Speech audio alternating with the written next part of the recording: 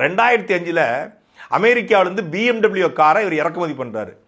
அந்த BMW காரை இறக்குமதி பண்ணுவதற்கு இறக்குமதி வரியை சரியாக கட்டவில்லை என்று சொல்லி 7,98,000 ரூபாயை வணிக வரித்துறை இவருக்கு வழக்கு அபராதம் போடுறாங்க.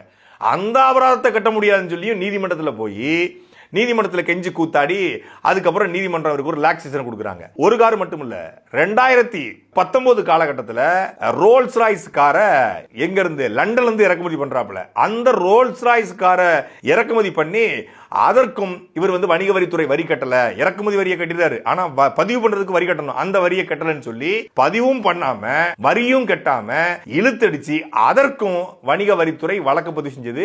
அதுல இவருக்கு 1 லட்சம் ரூபாய் அபராதம் விதிக்கப்பட்டது. அந்த அபராதம் விதிக்கும் போதுதான் நேர்மையான நீதிபதி S.M. சுப்பிரமணியன் அவர்கள் திரைப்படங்கள்ல நேர்மை ஊழலை ஒழிக்கக்கூடிய கதாநாயகர்கள் நேர்ல இப்படி இருக்கீங்களே, ரீல் ஹீரோவா இருக்கீங்களே அப்படின்னு கேட்டதுக்காக என்னை ரீல் ஹீரோன்னு சொல்லிட்டாங்கன்னு சொல்லி கண்ணை கசக்கிட்டு உச்ச நீதிமன்றத்தில் போய் அந்த வார்த்தையை மட்டும் நீக்கணும்னு போன உத்தமன் தான், அந்த 1 லட்சம் ரூபாயை கூட கட்ட முடியாதுன்னு சொன்ன உத்தமன் தான் இந்த யோக்கிய சிகாமணி டேவேக்காவோட தலைவர் விஜய்.